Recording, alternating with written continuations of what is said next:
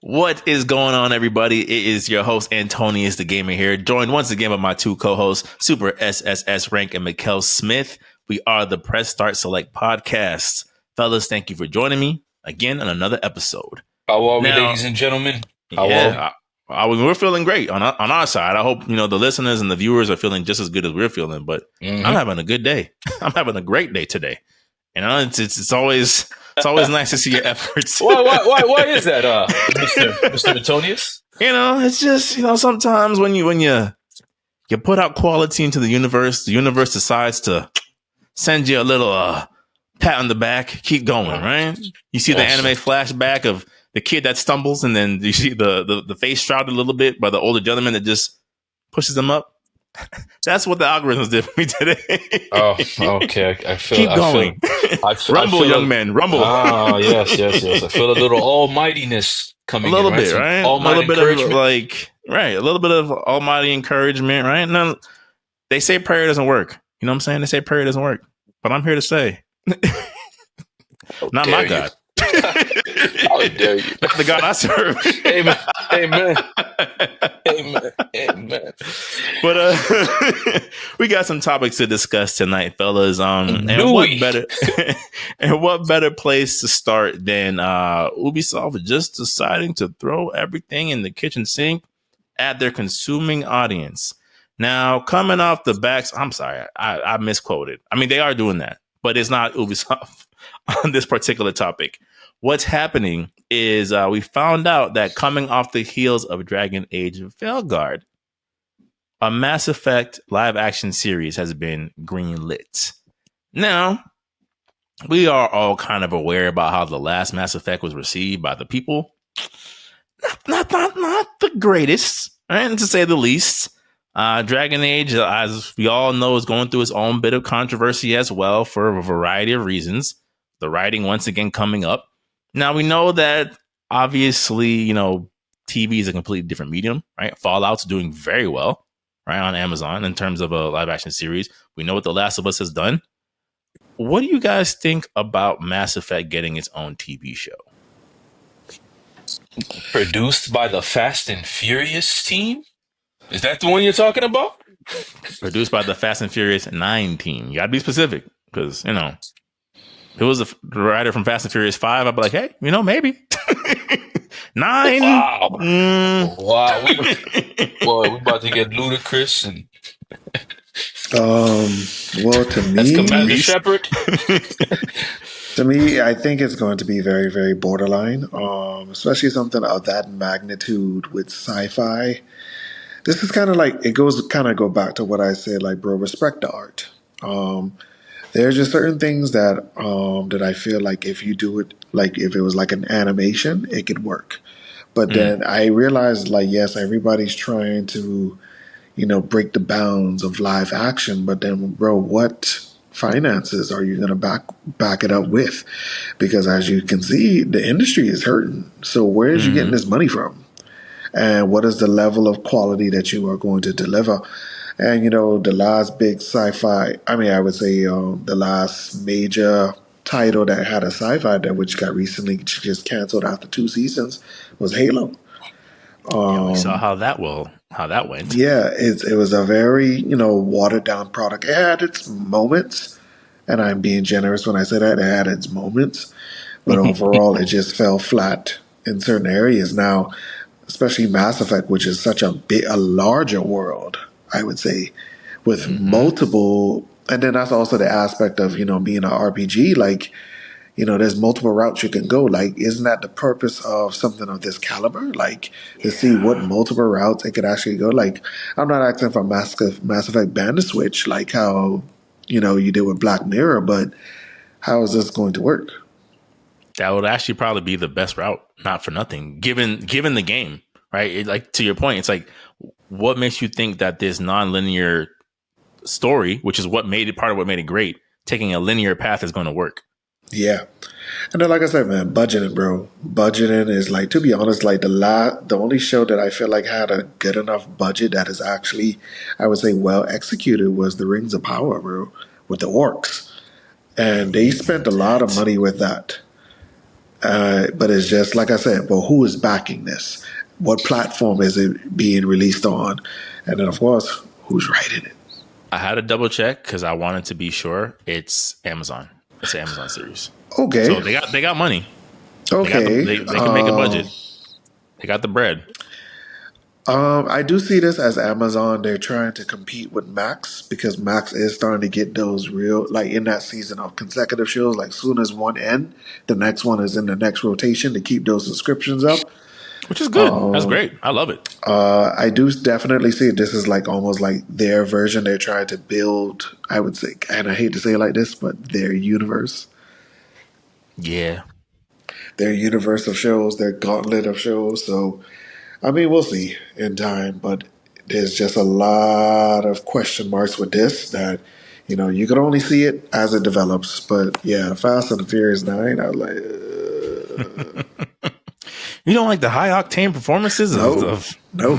I said it again, bro. Like, if you watch the Fast series from 1, 2, skip 3, 4, and 5, that is a complete saga, and they could have ended it right there.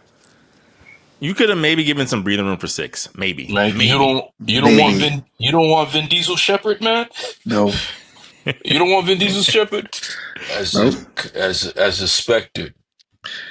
There's Because you no know way what? the Reapers Because will to be win. honest, like I would have preferred more of a Riddick series than Mass Effect.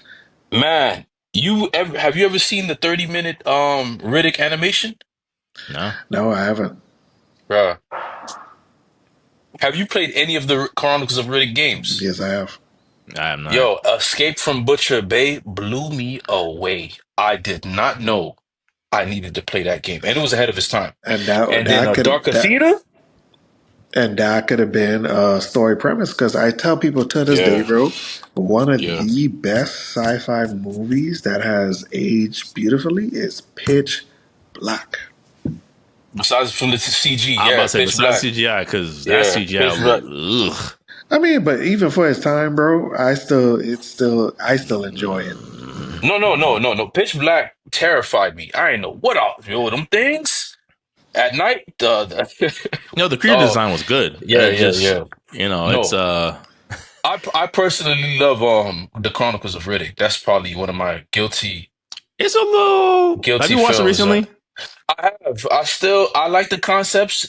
I wish he would remake that film or something because it's a dope concept. I just Mm-hmm. think the But it kind of goes back. necromongers. But it kind of goes back into what we've always said, like, oh, they write themselves into a corner because the next movie he just throws it all away. Away. But let's get back on Yeah. topic. But Yeah. yeah. I was about to say, S Frank, what do you think about Mass Effect getting its own TV series? Oh, I'm terrified. I'm like, this is Mass Effect is not even in the standings within the universe it was created in.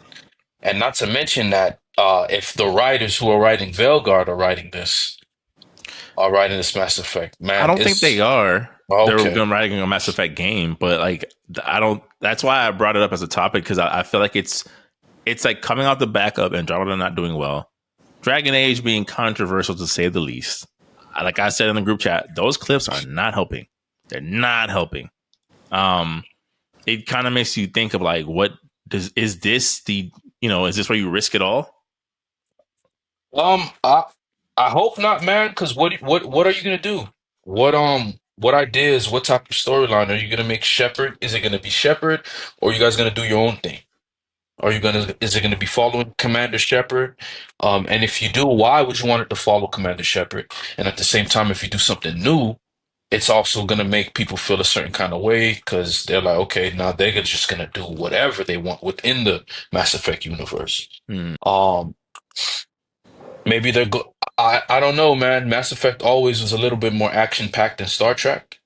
But it also had very good themes, like Star Trek does. Star Trek, classic Star Trek Voyager. I mean, for a show that I didn't like, growing up as a kid, I have to respect the writing.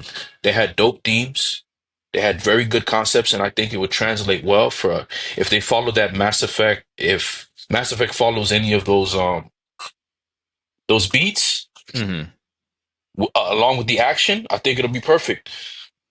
But it all goes down to writing, man, and who's writing it. Excuse me. I don't know. Yeah, I yeah. don't know. It's And from mm, from the trajectory of BioWare, BioWare does not. I do not feel confident in BioWare. BioWare. I don't feel confident in their story direction. I don't feel confident in them as a company because they haven't had a decent victory in years. mm, Everything is like Veilguard is probably like a C. it's looking like that. It's just a Yeah. C. Mm. Um, you did a great job with even to a degree what is Inquisitor? Not Inquisitor. Dragon Age Inquisition. Inquisition. Mm. Dragon Age Inquisition was probably I would say a B, right? People had its problems, but But that was like 10 years ago, right? 10 years ago, right? And Yeah. so now you have all of this, and then just people were asking why aren't we playing as the Inquisitor? Why are we playing as this? And if we're going to continue the storyline of why we're playing as this new character, and if this villain was from the Inquisition, and we waited because that was probably one of the best betrayals, kind of like an Eisen effect in their universe. Mm. Um, it didn't. They didn't deliver. They kind of threw everything out the window, so nothing technically matters now. So Which is, I'm just I think that's all. I think that's our underlying concern, right? Collectively, with yeah. Mass Effect, of like in these genres of games, which can do well, they can do well. That's like driven by your choice and your freedom of choice. It's like you can easily watch something like this Mass Effect and be like, "That's not my Shepard," and be right. You know what I'm saying? Like that. I think that's the other danger of like you're essentially telling us like, "Hey, this choose your own adventure story is no longer there. This is the world, the Mass Effect, for great, for better or for worse." Yeah, I think because they see the success of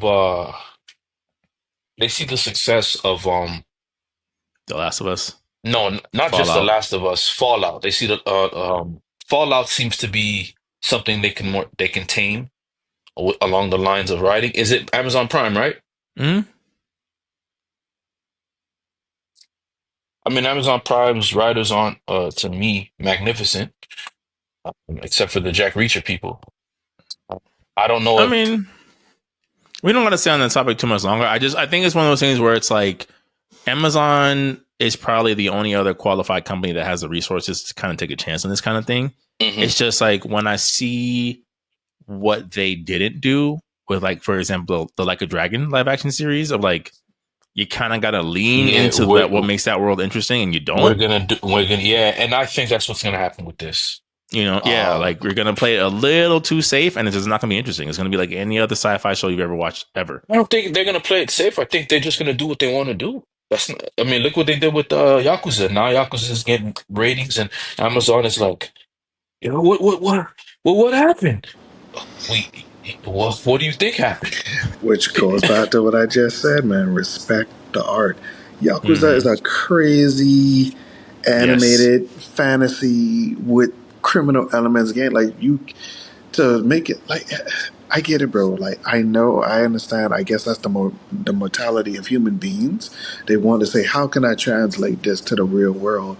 But then that's always the beauty of the animation. You are able to bring real world elements, fuse it with fantasy, and create something beautiful. But right. it's just like, why do you feel like you have to exhaust so much resources? But then I guess, it's a double-edged sword because, I mean, look at animation. Animation costs money, bro. Remember when they had to redesign a certain hedgehog? How much that costs? Wow. So I I could saw only this report imagine an yesterday that said that entire Arcane is show. one of the most expensive things that Netflix has ever produced. Go ahead. You're right. It's costly for sure. So it's a double-edged sword, man. But I just kind That's of feel season two like, fire though. eventually we will just have to really come to a point where, yes, bro, respect the art, and there's nothing wrong with that. There are certain Yeah. things you are able to do within a live action spectrum, and there's just certain things you can't. Yeah, I agree. And to be honest, if you're not going to take a Scott Pilgrim versus the World approach to this, don't even bother. Yes. Don't even bother. If you're not going to go all the way and be like, we're just going to see how this plays out, don't even try. Like, just don't even do it. Like, I get it. That's more of a quote unquote cult classic, but like, this movie's ahead of its time, as far as Yeah, I'm and another concerned. thing, who do they think their audience is? You're not gonna convince a boomer to watch it if they themselves aren't creative. You know what I'm saying? Who's your audience? You make your target audience, and if you get a couple of people that you didn't expect to fall inside your bucket along the way, just make peace with that. But yeah, I don't We'll think it's gonna see. go well. I don't believe in it at all. I'm neutral on it. Right. I think it's one of those things where I'm like, I could be pleasantly surprised. We could all be. I just Yeah. the initial report, I'm like, none of this. This is not the most encouraging Because headline. my thing is, are you gonna spend? Because to do Mass Effect, you're gonna have to spend money. They have the money. Okay, as long as they're willing to spend it. That's that. See, that's the As thing. long As as long as long they're as willing to spend it, if it's not, there. But if are not, they going to spend it? forget it. Call it but call it all a loss. but to speak about people spending it and putting their money where their mouth is until they don't want to anymore. Our next topic, Sparking Zero, Dragon Ball Sparking Zero, the game that has come up multiple times throughout our pods over the past couple of months. Made headlines in gaming news this past week, where the Steam database reported that Sparking Zero, a month after its release, has lost about 90% of its Steam players. Now, of course, there's no real way to accurately account for console players, right? So it could be still fairly high. From what I'm seeing, people have no issue finding matches. So it's not like it fell off. It's just the Steam numbers aren't reflecting um, a ridiculously high player count. Now, I have my own theories onto why that is, but of course, I would love to hear what you guys think about this headline. Take it away, Tim. I was about to tell Jory you could go first. Take I it mean, I'll away, Tim. go if y'all I if mean, y'all go wanna. go for it, man. I'll go next. Okay. Um. First, let me say that one, this just goes to show how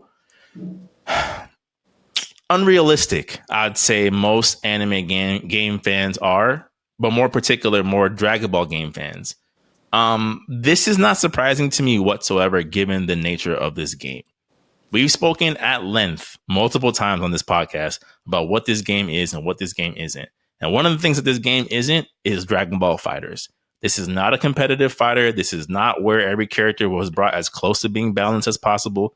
This is not something where each one of the 182 characters were vetted for all their techniques to make things as fairly as fair as possible. One of the things I remember seeing leading up to this game is that Yajirobe was always broken in Tenkaichi because he had a senzu bean. And what do you know? Yajirobe was broken before they patched him in this game. Why? Because, and I want to make sure that this is clear, this is Super Smash Brothers with Dragon Ball Z characters. DaGamer, what do you mean by that? What I mean by that is this game has its competitive elements, yes, but it's not built as a competitive fighter. It is an arena fighter. It is meant to be enjoyed. You're not supposed to take it seriously. Getting to the peak point of ranked holds no greater claim because what happens in that? You're just picking the most broken character out of the list of broken characters and spamming their skills in a certain gameplay loop. That's just what it is. You're just supposed to have fun. So when it comes to these Steam player numbers dropping off, well, one, again, not a competitive fighter. Two, there hasn't been enough definitive patches to kind of get some of the things that need to be addressed under control yet, which I do think is a misstep on Namco Bandai's part. I think for a game that did this well, they should have been more prepared to patch this game a little bit more frequently. Now, we are getting a patch next month, but we're talking about patches in terms of even just basic gameplay issues where there's been issues with controller lag or issues with button input lag. There's just certain things that this game needs to address very quickly before we can even have a conversation of like, is this game falling off or not? And I think, I think for my Fighting third thing game is of the year. right. I think for my third thing is there you go. That was going to be my third thing. I think the expectations were way too lofty. Right. I think having played this game for a while now, I'm like, I enjoy it. It's fun. It's, you kind of turn your brain off a little bit in terms of the gameplay loop.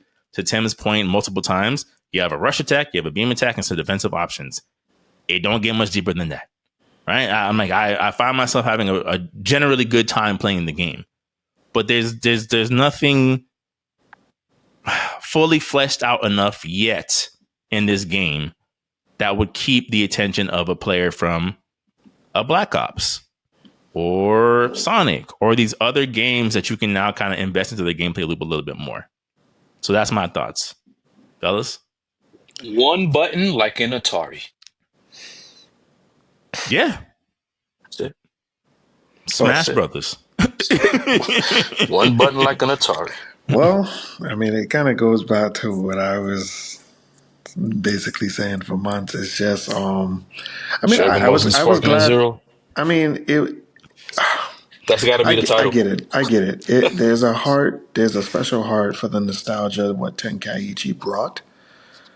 But it's just, I kind of just felt like where we stand now is like, does this, and I go back to what I said, like, how is this growth when I really look at it?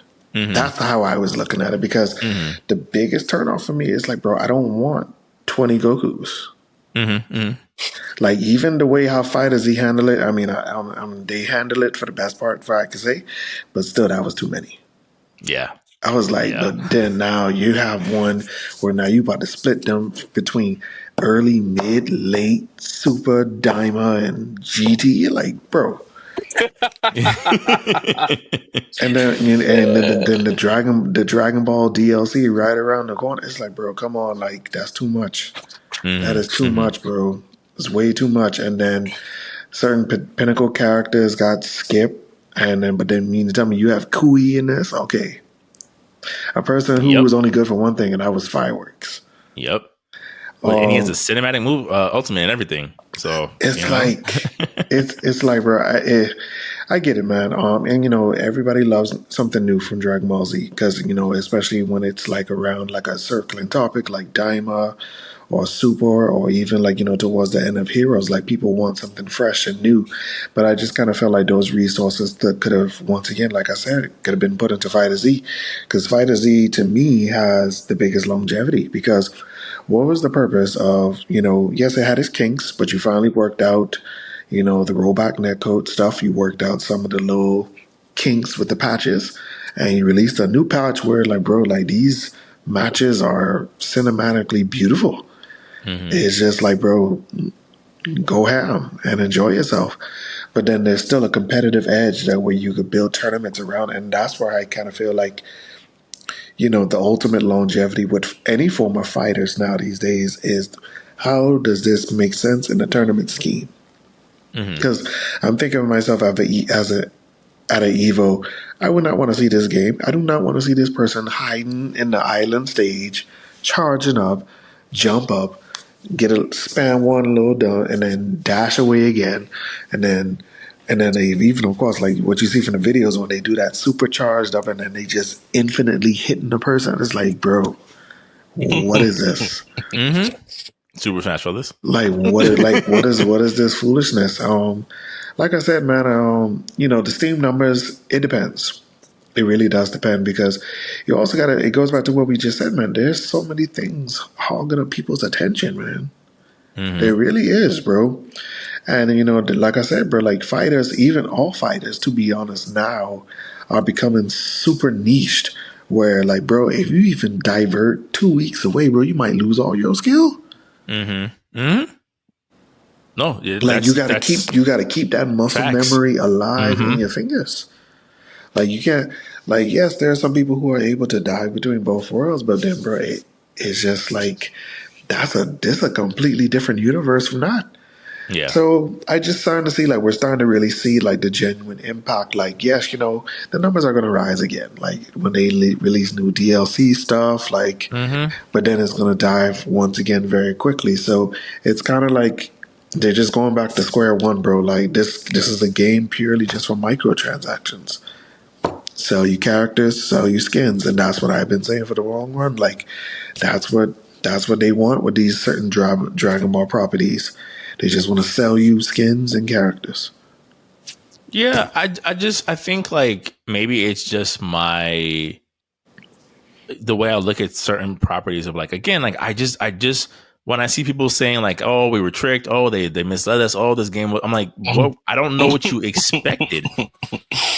What did you expect? I don't understand. Like, they didn't promise Tenkaichi meets fighters. It's what they wanted it to be. That's what that is. It's what they wanted it to I be. It see. was all imagination. It was Hmm. all it was all the reality stone in effect. That's all it is. Right? You're right. Because you're right. Because I would see the post leading up to the game. When I get my hands on Zamasu, who want the smoke? It's like he plays just the same way that Gohan plays. The smoke will Yeah, be yeah. equal. Like did you really believe in the words of Albert Weskers?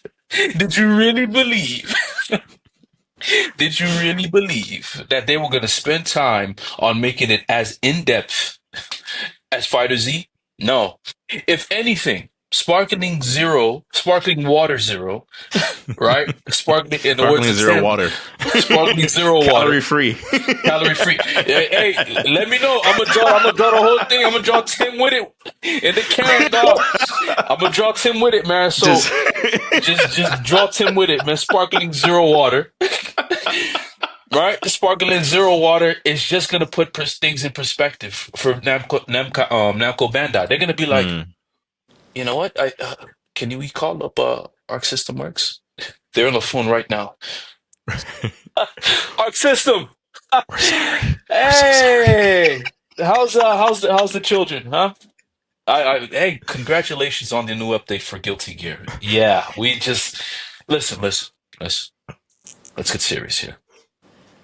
I think we owe you an apology. What? You hung up?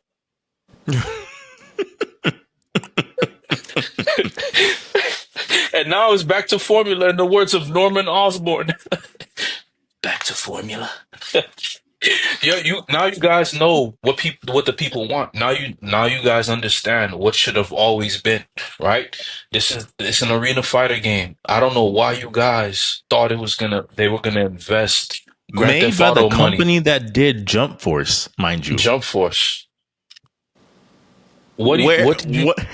what did you guys think was gonna happen, man? Mind you, like, you know, and I guess I'm moving towards the future. Like, do you even think this is? And you got to say it out loud. Is this even an Evo title? No. No, it's Like, this is y'all. not gonna. This is not gonna Y'all make the boy, roster. y'all boys, this y'all, it's like y'all telling me whenever I hear a Sparkling Zero or a Naruto Ninja Storm or I'm like, yo, listen, this is chimpanzee gaming. It's okay to like it. It's okay to like it, right? I can Hmm. give this to a chimpanzee, just soup up the controller so it don't break within six punches, six Hmm. inputs. You feel me? And that's it. Like you guys telling me, yeah, man, you know what I'm saying? I just did a 14 hit combo. You guys are boosting, trying to go up against Tekken, which is three trilateral movement, by the way. Okay, X, Y, and Z Input axis. list about as long as a book report. Input exactly, and y'all got the nerve to get mad because there's people who put time into it and they have skill to kind of just boost this up, and to put it into that realm. Like y'all out of y'all mind because it's not a fighting game, man. Y'all want it to be, but it never would. It's never going to be. It's an Yeah. arena fighter. The movement can't even sustain the camera view. It's Hmm. unsustainable. You got characters moving at supersonic speed. You guys are complaining about Tekken combos and Street Fighter combos. Man, that's too hard. Well, your eyes can't even keep with a Dragon Ball Z character. Fighter Hmm. Z is the only way you guys will have that perspective. And so now, my final words are, again, what did you guys expect? Right now, things are coming back into view. You guys are understanding that there's actually a wall and a ceiling to this. This is not just something. Um, Now, mind you, can it be done? Absolutely, absolutely. I think to shoot this game some grace, this is probably one of the most competent arena fighters I've seen Bandai Namco put out in some time. Okay, I'll give it that. But did do you think that for a second? I mean, if the numbers continue to spiral down, right? As a CEO, we made all the money we can within the first couple of seconds. And boy, did You they, know, because that game sold well. and So, it sold well. So, mm, do I think they'll do a couple of patches? Maybe, maybe not. But are they going to waste their time with 100? And how many characters does this game have? Let's just say 200 because there's 182 at the 200? base roster with All right. 2 confirmed season passes coming. Okay. Let's just say 200 and characters. I bought the game. I bought the game out So of do I. love and respect, but I knew what I was getting. I Me knew too. I wasn't buying Tekken 9. I knew I wasn't getting Street Fighter 7. Mm-hmm. I was getting Gogeta the game with 26 life bars. Right? I knew I was getting Beerus the game with 3,000 life bars. Mm-hmm. Right? I knew what I was getting. When right? they started putting on gameplay videos of showing Whis and Goku automatically dodging every single attack as long as they have ki, what were you hoping for? What was the outcome that you hoped for? You thought that Yamcha was going to get it done in this game? And No. listen to this. Listen to this. We're going to make a One Punch Man arena game. Guess who's playable? Saitama. Right. Right. Guess how his life bar goes down? It doesn't. It doesn't.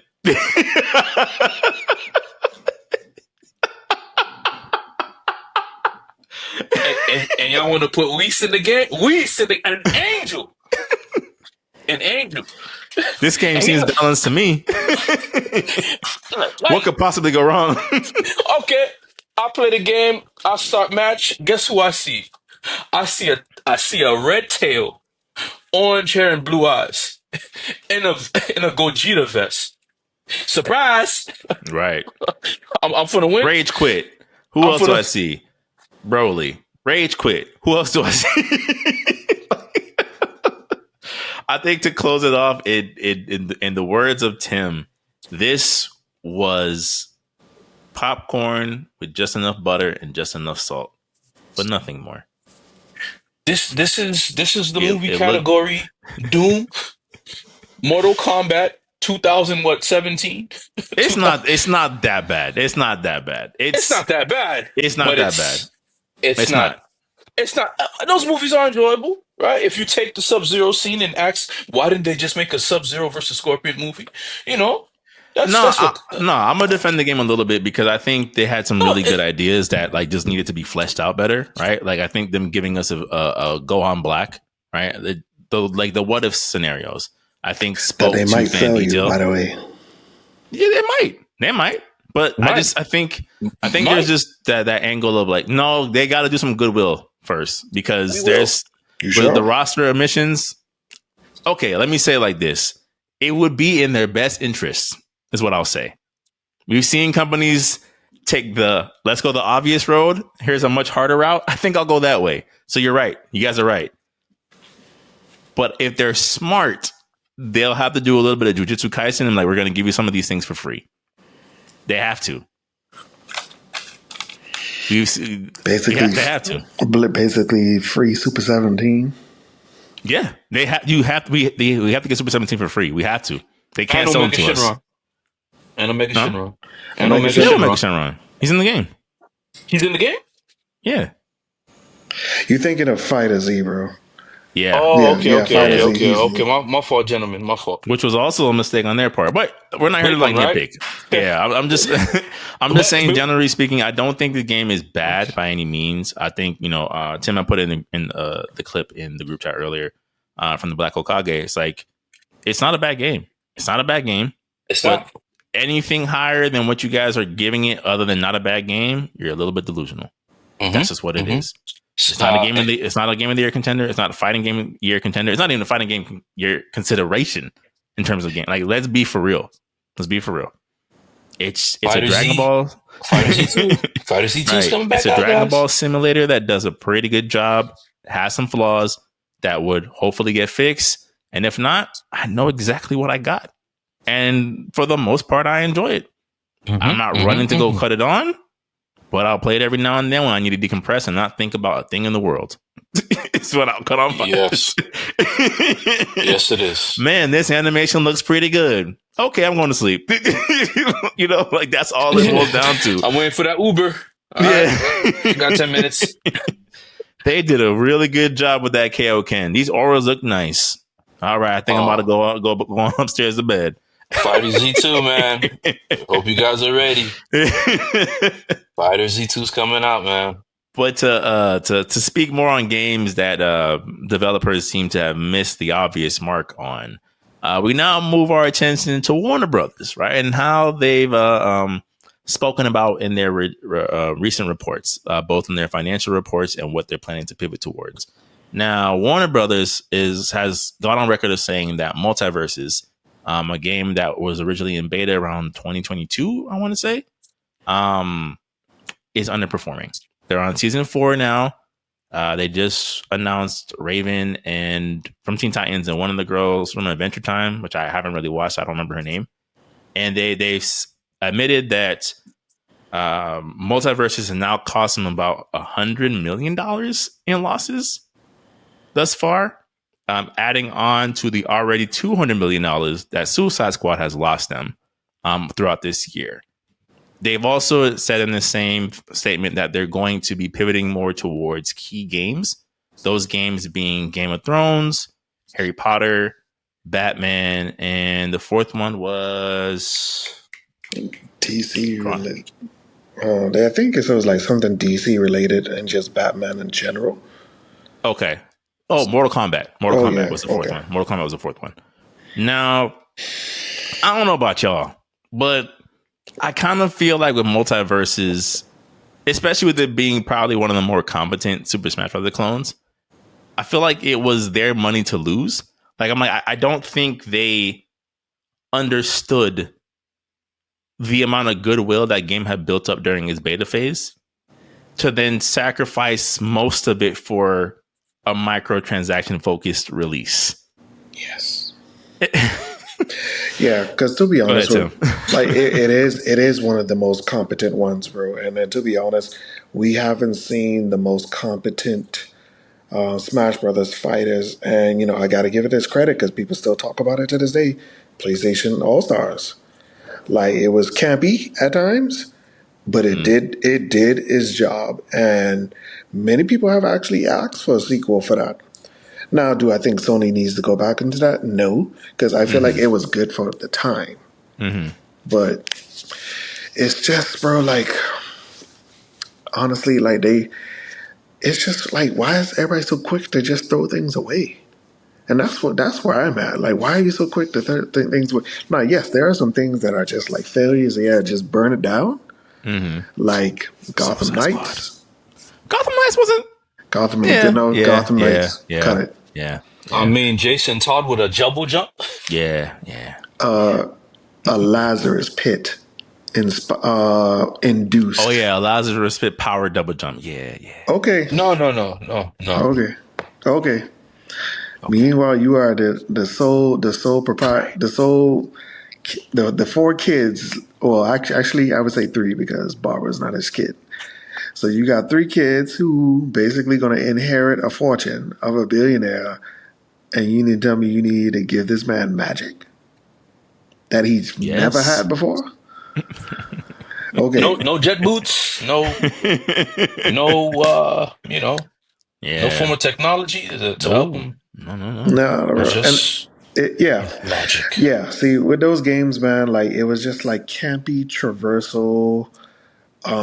Even just costumes, like, and that's the thing, bro. Like, it's just WB is so focused about this microtransaction stuff. Like, bro, y'all did not learn from EA.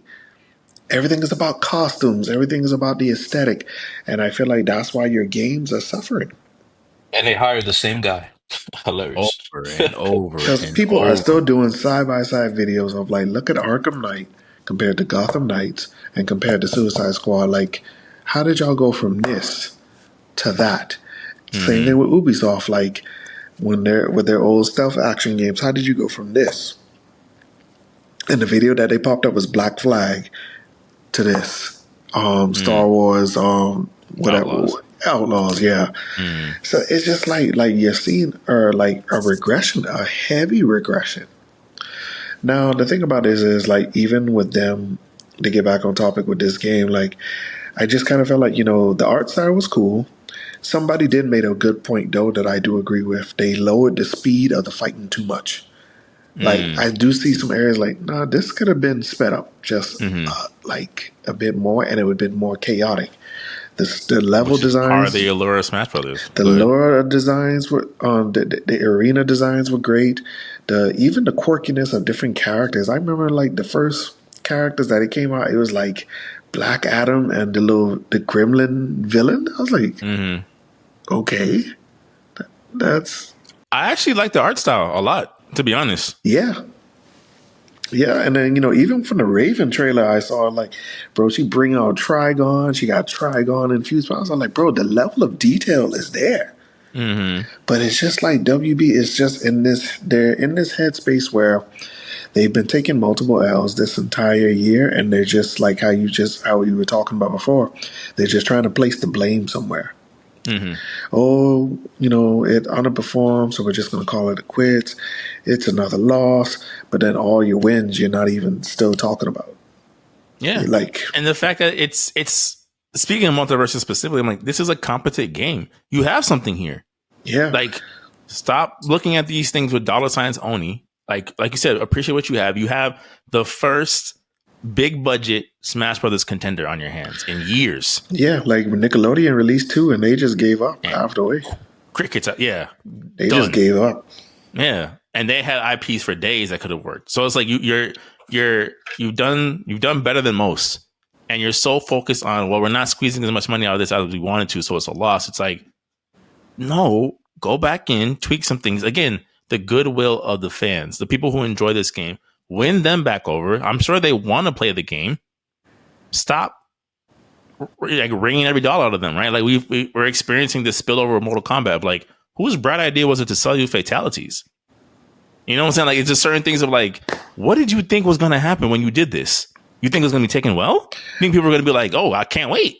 And then, like I said, like how you just mentioned, like do some tweaks, because to be honest, bro, this could have been an evil contender to give that Smash Brothers scratch. And I do feel like people, like if you would have like, how they say, build it and they will come. I kind of feel like, bro, if you would have put it in that type of place, people would have been more receptive to it. Mm-hmm.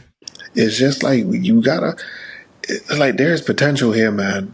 Way better potential than all this other stuff that y'all released. But it's just the numbers, man. The money blinds people, bro. It makes you go blind and it makes you go deaf. Yeah. Because when they brought out Game of Thrones, I'm like, Game of Thrones? What? Game of Thrones. Because to be honest, As a bro, video game? the As a last video Game of game. Thrones game I played was by Telltale Games. Which makes sense for the genre. Which was pretty good. Yeah. But it was like, but what type of world are you going to try to use the Lord of the Rings type of engine for this? I mean, I could see it work to an extent. Which would be dope, but you need powers at that point because these are just human beings. Yeah. Okay, yeah, it's You know what I'm saying? Like, Arya can use super stealth with the no face god. Oh my gosh! Like, no, fam. My thing is like, okay, so this game that you're gonna make, Game of Thrones, what is it gonna be like? You guys are gonna try to make a Witcher game? Because that's the only format I see it working in, right? And even if you guys do, it's not fantastical enough. And what time era? Mm-hmm. What time era? Yeah, it's not fantastical enough. It's pretty grounded, like you're not gonna get anything too outlandish. And all the fantastical stuff they introduced, they don't explain ever again. It never comes up ever again. Like a White Walker is not gonna last in the Witcher world. They're gonna solve that problem within one season. It's a side quest. That's a side quest. You feel me? You're not go like you. What are you gonna do in the world of what's that game? Not Fallout. Skyrim. That's a side quest as well. You know what I'm saying? And if anything, there's enough magic in there to turn you back. You know what I'm saying? Into a regular human. We actually cured it. So like, what do you guys like? Why do you think Game of Thrones is gonna work? Game of Thrones works as a drama. It doesn't work as a video game. It's not as interesting. Yes, and it's a soap opera with dragons. Soap opera with dragons, which is fine. It's a compelling one, right? It got a little bit of action. Yeah, I don't see how you're gonna win someone like me over, or other people that's into this genre over, when you got something like you have something like On the Rise of Crimson Desert coming out. Good luck beating that if that game actually delivers. how are you going to keep the attention of these people? And you're, what are you going to do and who are you going to hire? You haven't had any victories. So you're just going to all of a sudden not try with this? The flagship game that should have worked on paper is not working and you're so quick to give up on it, which is DC Multiverses. Mm-hmm. Great title. Art style. I mean, I'm a little biased because I like if it's not Super Smash Brothers, I don't care. You're never gonna Mm-hmm. get me to play Brawlhalla. You're never gonna get me to play Multiverses. I don't care about playing this Shaggy Scooby Doo versus Superman. No, I'm sorry. It's cool, right? I mean, I think just the fact that they're able to make it work Yeah, is a victory yeah, in and of itself, right? yeah. But Like this, I shouldn't be disengaged watching the Iron Giant fight Batman, but there's something here. Again, room to work, right? If you really were to mhm, double down, you could probably make a competent thing that could, like, okay, I didn't yeah. expect me to enjoy watching the Rowdy Rough Boys face off against, Beast Boy, but it's. I think I'm downloading it now. Hey, Like. hey, hey, right? That you could have made it work, but you guys already gave up on it. Hmm. Which is the question I want to ask. Hmm. What is success in the video game industry? And how long does it take? 2 minutes?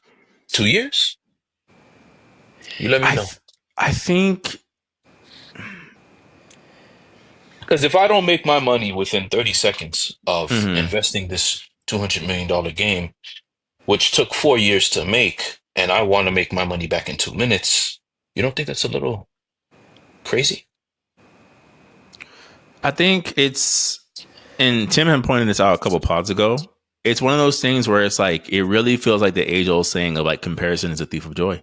Of like you're holding this game to a standard of it being in the same genre of this other game that's uber successful, but it has also put in the work, right? It's the Marvel, it's the MCU versus the DCU all over again. Of like, well, if they can do that with Iron Man and the Hulk and Thor, and we got Batman and Superman and Wonder Woman, how could we lose? And it's like, well, the key thing that you're missing here is the groundwork was laid in that instance.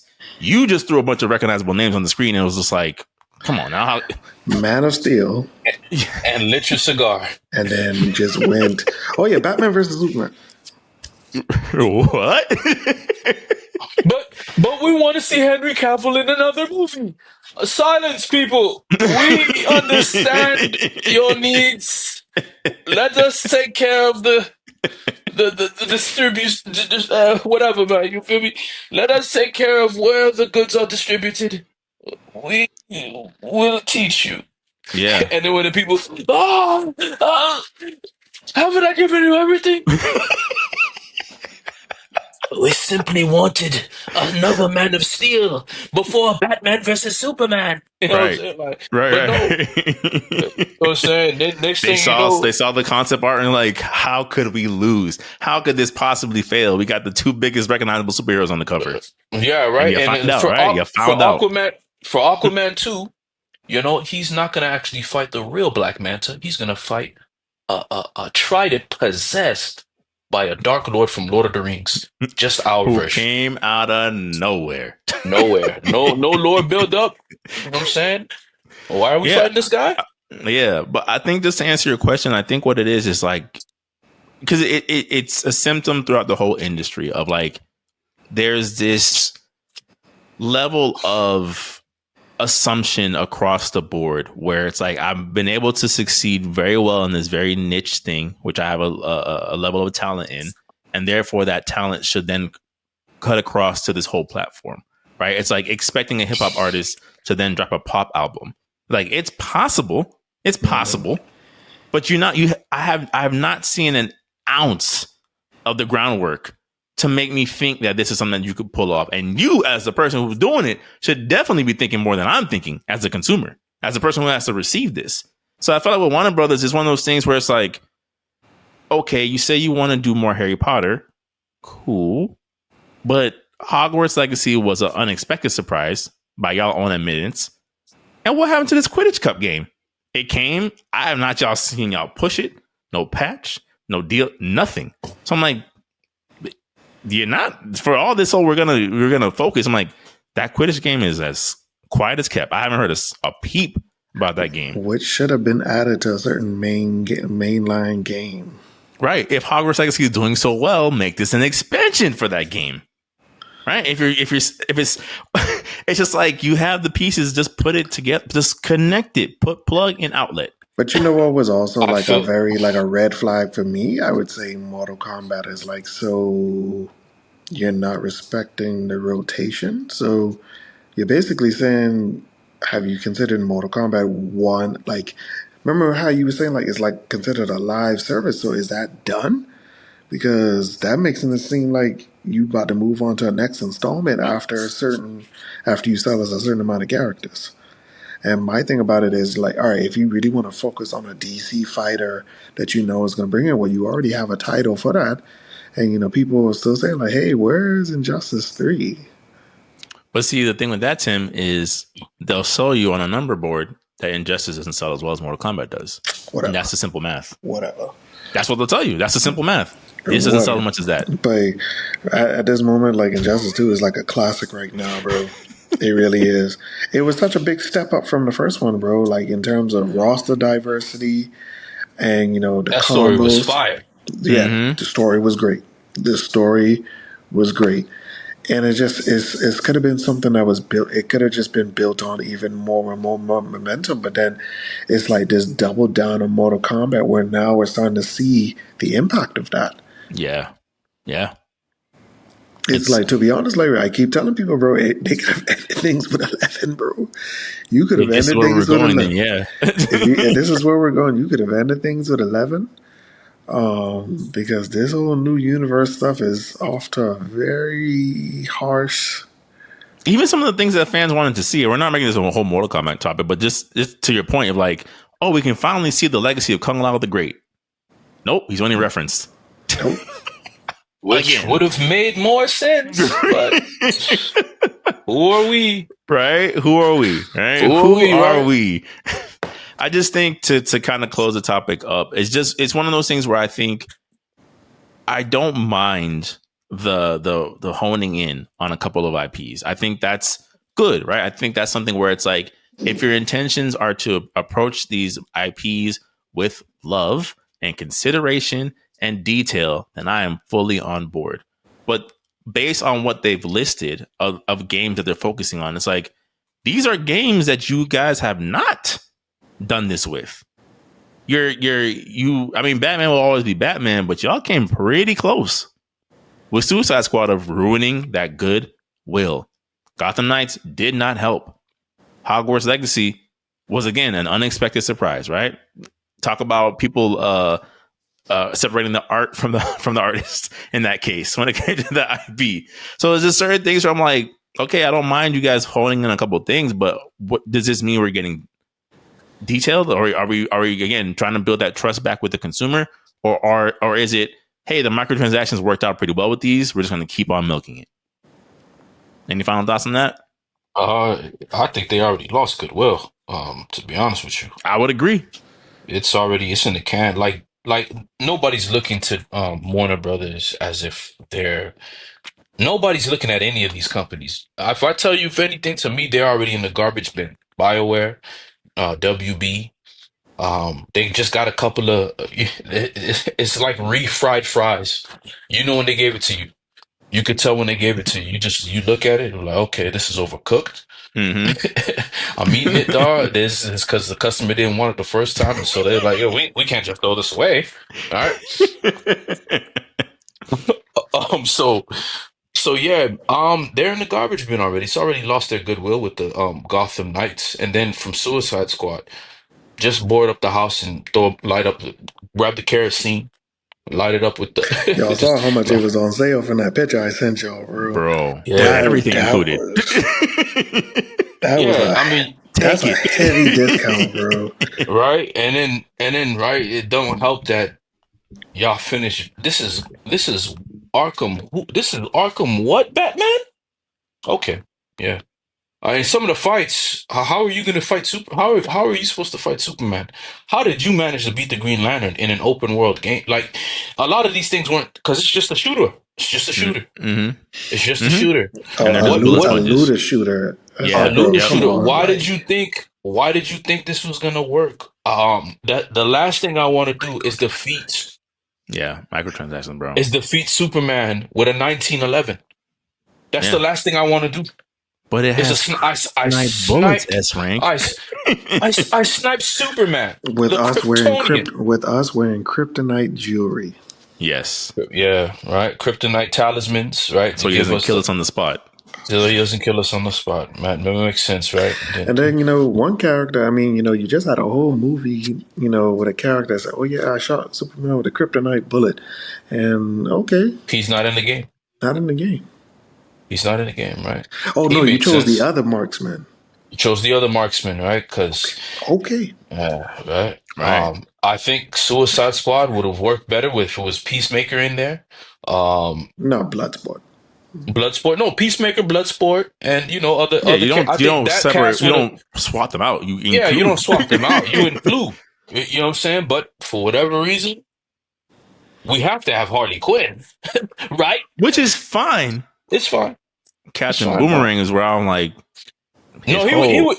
his He whole was. gimmick Yeah, yeah, but is the I know I get the thought process of put I'm like, but in this looter shoot being the key word, the Boomerang guy maybe doesn't make the base roster.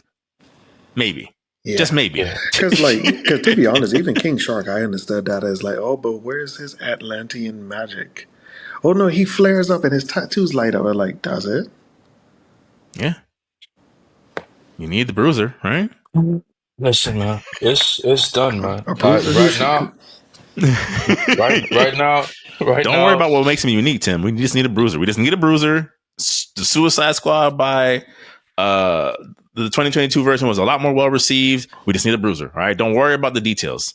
Right now, we're in the apocalypse of the gaming industry, where I think people who need to get out is gonna get out because they're the ones who want that instant transaction money, free ATM, straight convenience store money, convenience store ATM, and once they leave, the gaming industry might have not regular AA games that feed the need of gaming. Or at least more reasonable expectations. More Right. reasonable That's the thing. expectations. Yeah. Yeah. I'm like, I So think trying to get an immediate return. While again, nobody likes waiting, right? It's not called it. Let's call it for what it is. Nobody wants to wait, but to expect your 3, 4, 5 year investment to have an immediate return of millions, disregarding the economy, disregarding people's time, disregarding people's wallets, is it's just not realistic. It's yeah, not something that like you're not putting this in a way that allows it to even have time to succeed. and Like, and and to you could speaking of, I mean, because that talks into our next topic. Like speaking about time to succeed, another game that released its financial sales numbers was Astrobot. Right. So as of this recording, Astrobot has sold just over 1.5 million copies since its is that bad? release. Depends on who you're asking, right? Hmm? I would say no. Right? When I think about Astrobot being And it's been out for how long? 2 months. 2 months. Right? I should So frown. like, I should frown. I you should should frown. be I should be flipping you should be tables. flipping your table, And yes. just 2 months towards the end of the physical year, we made 2 million. This game is a disappointment. Mm-hmm. How could this game lose? S rank. We had Ape Escape. We had God of War. We had Horizon. It's a new game. It should make money instantaneously, man. Yeah. It's not only like an unproven IP. and that's even more that's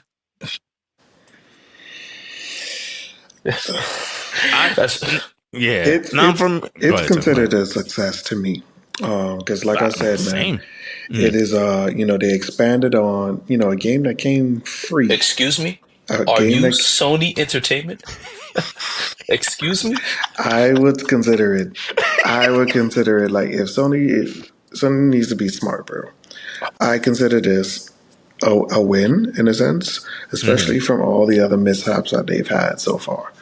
You've been trying to overly sell these PS5 Pro updates. I mean, when I say updates, I mean graphical upscales, these Mm-hmm. remasters, these remakes that are just fumbling. And you have These Until finally Dawns. Mm-hmm. Go on. you finally have something that has substance behind it, and it's actually a great build up, man. Because you've basically made your peace with Little Big Planet in a way with not really announcing it unless you show us any different. Mm-hmm. Spiritual successor, call it what it is. But then my thing about it is, all right, so now it's here. What's to look forward to in the future? Now, and I get it, that probably depends on the developer. Like, hey, what updates are you going to give us past what you just gave us? But it's just, man, like, continue to just build a wave, man. Build a Mm-hmm. wave.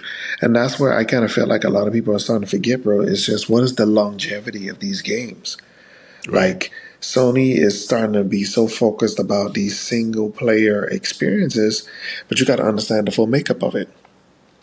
Okay, if a person buys it, cool, done with it. You save New Game Plus as a quality of, and that's the thing that I hate now. Like, New Game Plus is now these new It's quality coming of later. life Yeah, updates, and that's it's so just it. weird. And that is Yeah. it.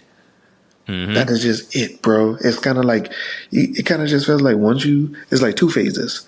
Oh yeah, the first quality of life update is New Game Plus and photo mode, and then the next some For a game. closure, and then the next is some random story DLC update, and that's just it. But then the thing about it is, how do you expect more people to want to be more invested in this game continuously if you have this 1-2 step roadmap and that's just it? And like I keep pointing out, bro, like your biggest long games with longevity are still from the PS4 era. It's because certain multiplayer elements, certain things that you could have just done to just keep it refreshing and keep going. But then now, if you really want these blockbuster experiences, yeah, bro, like after a while, it just goes on the shelf. And then people go back to their games that have the longevity. Mm-hmm. Like till this day, bro, like people are still playing Phantom Pain on multiplayer online. Mm-hmm. That's I very mean, fun. It's a very fun though. yeah. So this Yeah, makes and this Astrobot. Astrobot's a fun game. It's fun. Yeah, it's a fun game. So like, and Astrobot has the elements that's needed, to make it a good, I would say couch experience with those that you love, or even online. But it's just you have to invest into your titles, bro. I Mm-hmm. am sorry, Sony, but a upscale Horizon is not going to get it done until a remake of Until Dawn that was very unnecessary is not going to get it done. Mm-hmm. You need to really invest, and I get it. Concord got y'all scared. We get it. Mm-hmm. But there are some things that you could do. But then now, like, it's like, bro, you bought all these studios, and to be honest, the only one that has the greatest longevity, they only make one game per era, and that's Gran Turismo. Mm-hmm. That's the only game that's built for longevity. That's why Yeah, I that's why guarantee check. they put that out. Like, they could go months without updates. Oh, y'all want 30 new cars? We did what we had to do. Right. Laughing to the bank like ha ha ha. Like uh no, I'm with you. I have no rebuttal. I think it's one of those things where like I think there's a lot of potential with Astrobot. That is just it's theirs to lose, essentially. Like I don't think there's Yeah, that's yeah, like the door's open. It's 1.5 is not bad. This is before the holidays. This is before you can. I mean, there's so many ways you can plaster Astrobot over every single thing you do Sony wise if you really want to. It's the door is open. You introduce maybe a co-op mode, right? At some point in the future, especially because it's tailored towards kids, and nothing builds summer memories better, right, than sitting on the couch with your best friend playing I games. wouldn't say kids. It's definitely. I mean, It's a mixture. kids It's a are mixture. involved. Yeah, Yeah, it's a mixture because let's be honest. Astro's Playroom, it being free, is something where like, okay, if I got to put this controller in my child's hand, you're only playing this. You ain't playing any of my games with that I have, things to lose when you save over my 40-hour gameplay. Go play Astro's Playroom. I think that's there for that audience, and that's completely fine. But this is the potential is it's right there. But Astro, what do you think about Astrobot and its sales numbers? I mean, it's a new IP, right? I don't think the marketing was long enough for you to feel like you wanted for the returns you were expecting. Mm-hmm. I don't feel like the marketing was done in a way for you guys to expect the numbers to be higher. It's a new IP, and for a new IP, something like that, give it time. That's one of those games you drop and you wait a year to count if it's a success or not. Mm-hmm. It's a new IP. It's very different from what you were from Oh, what you normally do. by the way, Jory.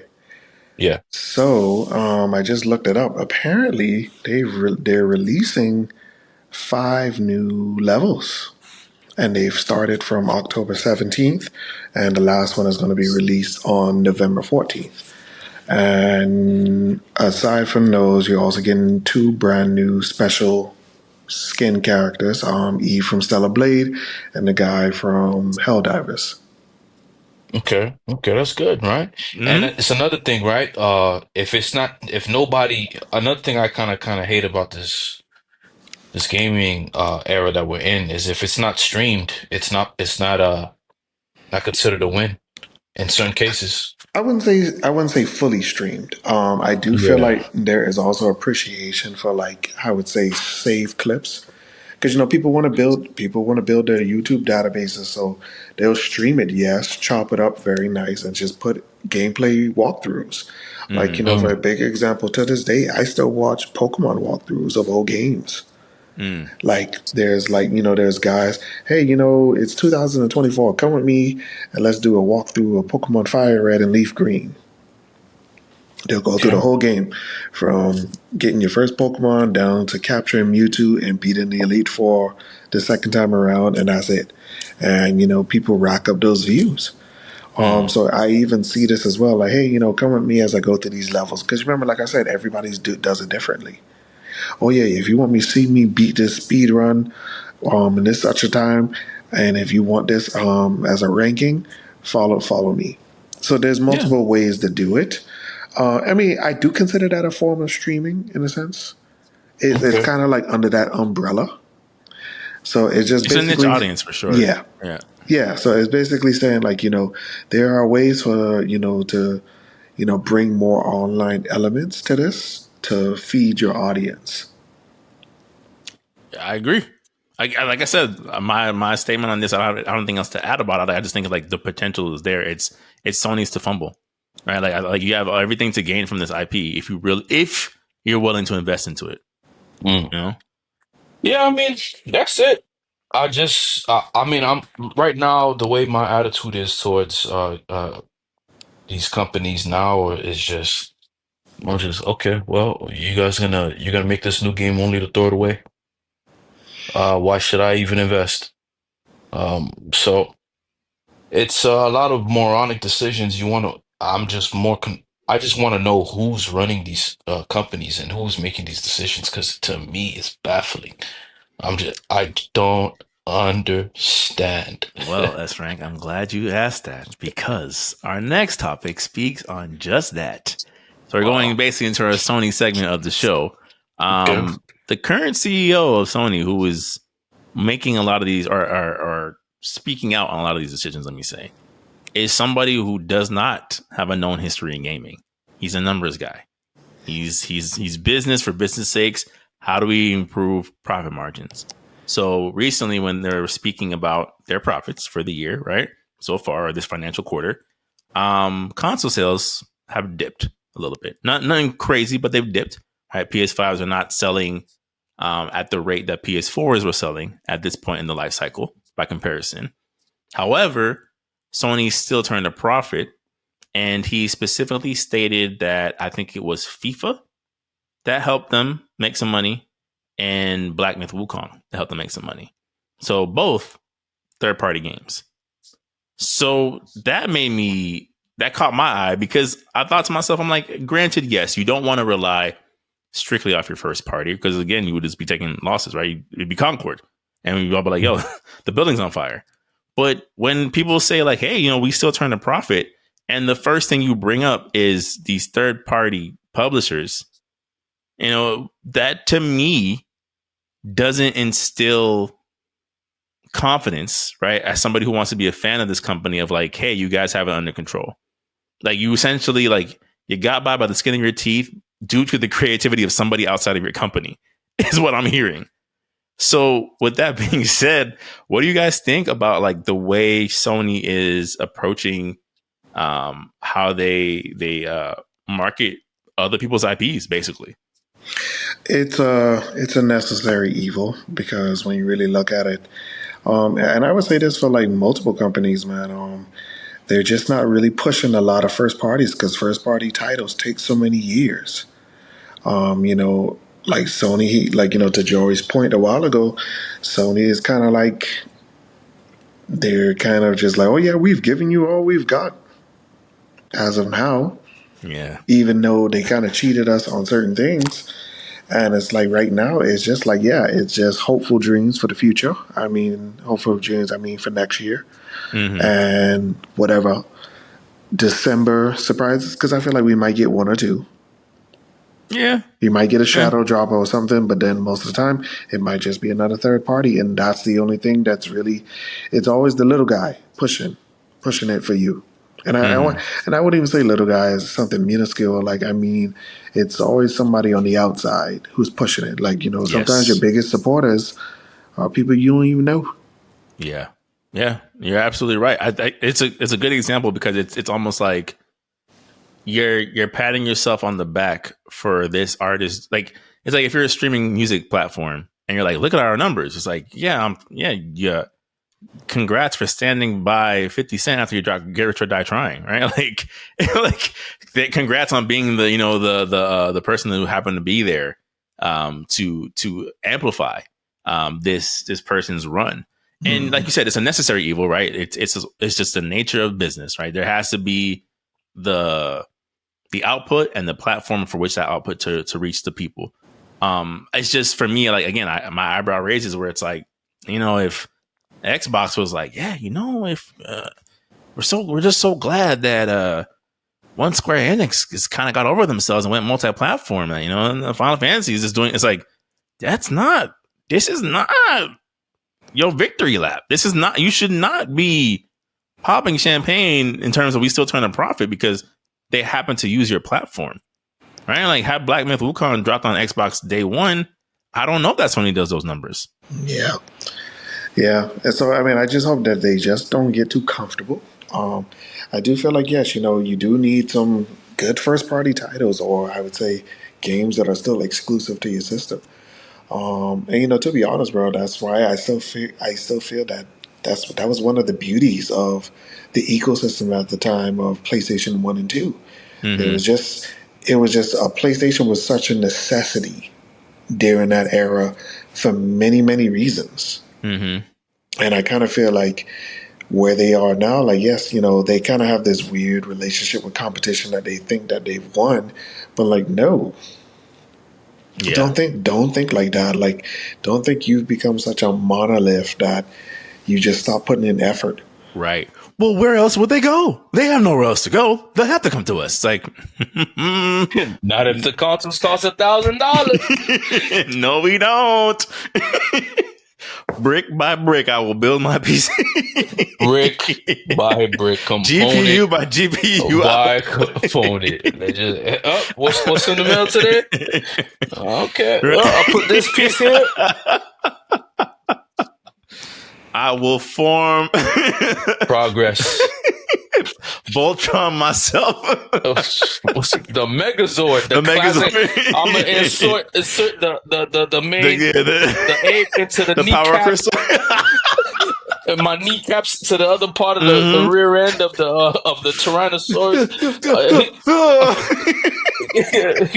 Seat y'all, boy, everything needed, boy, everything needed, man. Brick by brick, I'll build my PC, man.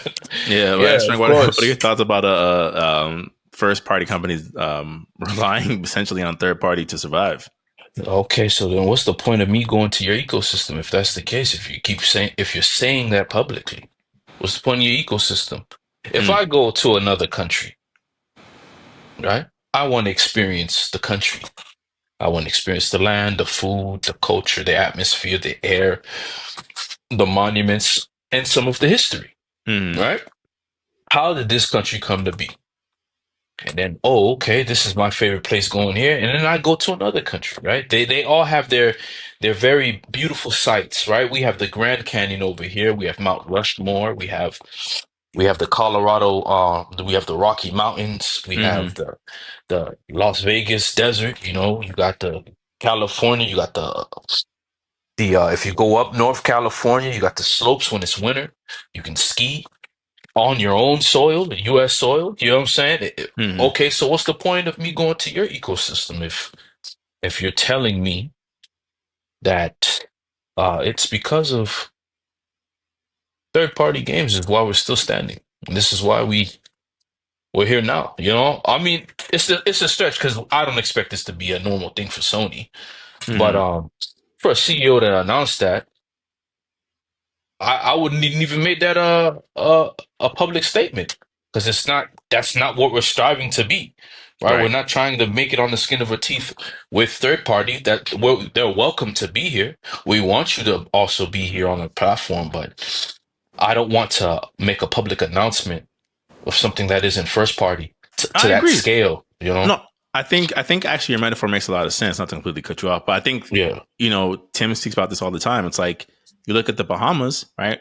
We know inherently that tourism is what powers most of the Bahamas economy, right? That's different from I'm going to double down on Bahamas just being a tourist area.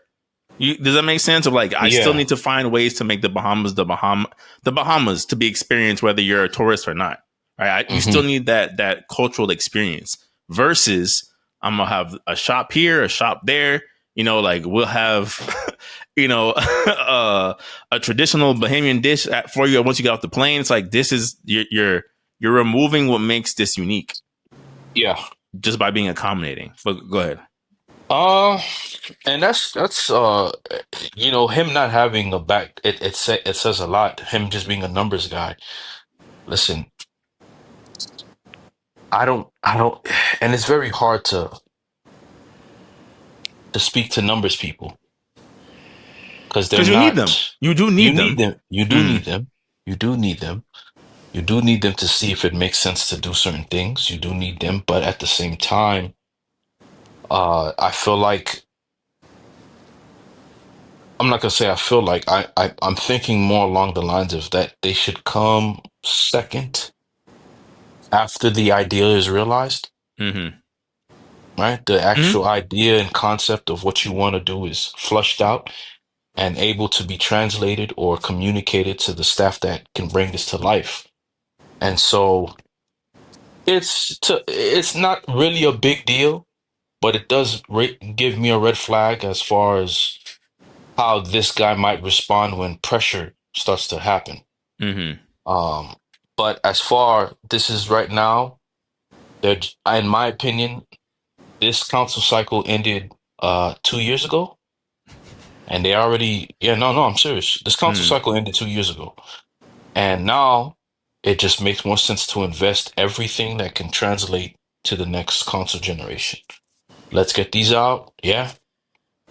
It may not make sense now, but if they're gonna have these games take this long to make, why release it now into a system where Well, I feel like people we are had this. asking for frame rate. People are, Mm-hmm. yeah, we spoke about this, Yeah, and I really believe that the console cycle is done.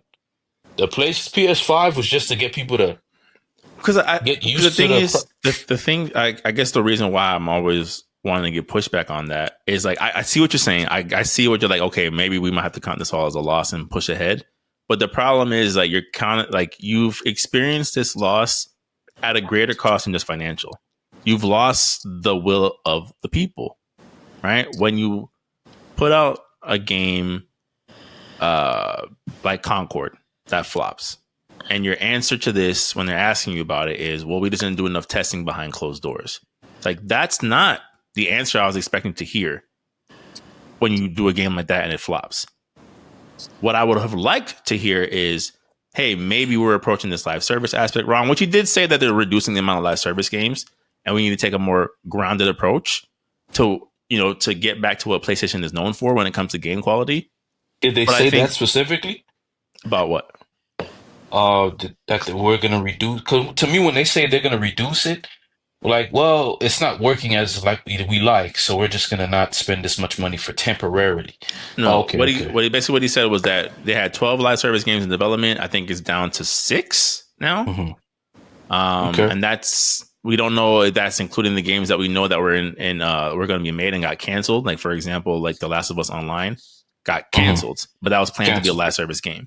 Right. So I don't know where that falls into what that categorizes as, but it's just one of those things of like, part of like being that transparent of like, hey, Concord just was a misstep for us, right? You don't have to justify this mistake, essentially, right? Like, so I think what's happening with Sony this console cycle is that we're having a version of the PS3 era all over again without the accountability of like, they kind of, quietly admitted they kind of made some missteps, having the PS3 be $600, right? And like wheel some of those things back. But I feel like Sony, for the most part, this console cycle have like doubled down on like, oh, we just the plan did not come to fruition the way we would like it to, but we're gonna reapproach it. You know what I'm saying? Like, I'm like, to me, that doesn't say to me, oh, let me just start saving up for my PS6. That says to me, this is only gonna get worse potentially.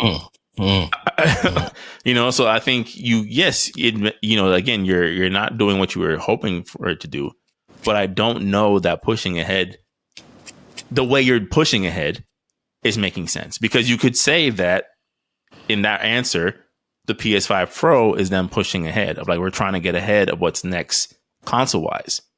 But then my answer to that, my response to that would be, well, how did you expect a $700 device that doesn't come with a disk drive or a stand in this economy for a console cycle with less games than ever before? How did you expect? What were the sales goals for this? What did we hope to accomplish with this? We hope to. Well, because we're Apple. But see, right? Okay, let's say the Apple approach, which we've all kind of agreed Sony is doing. Even Apple is reeling back some of the things that Apple's doing. They've already said, I think it was earlier this year, that they're no longer going to be doing the yearly releases for their iPhones.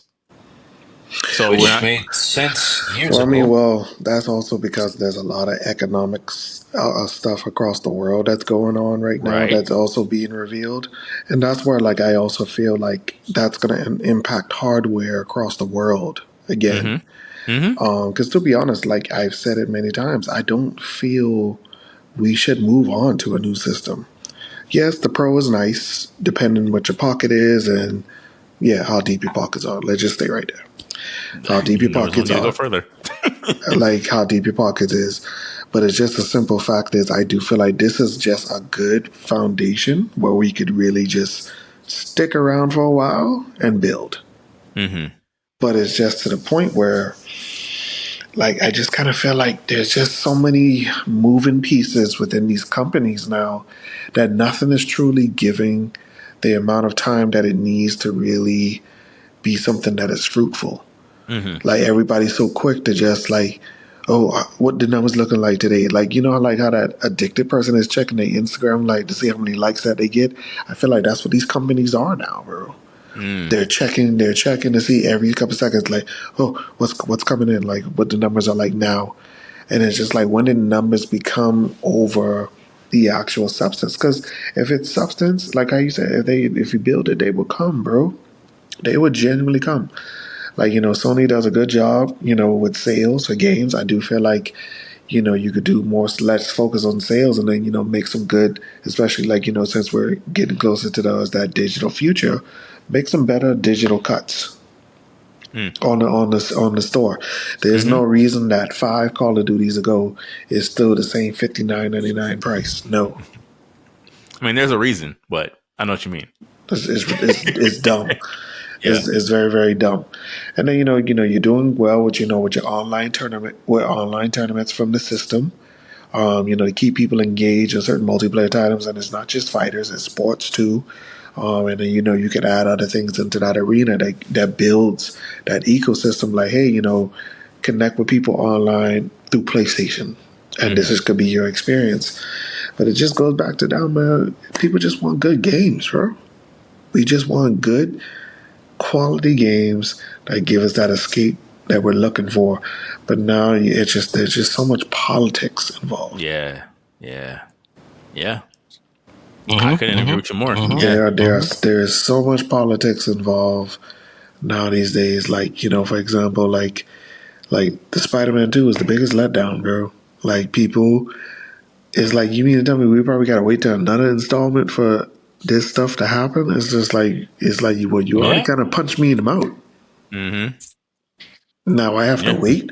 And then, I thought maybe we would have got some type of, what's their online thing called that they have? Oh yeah, PlayStation Press Play or State of Play.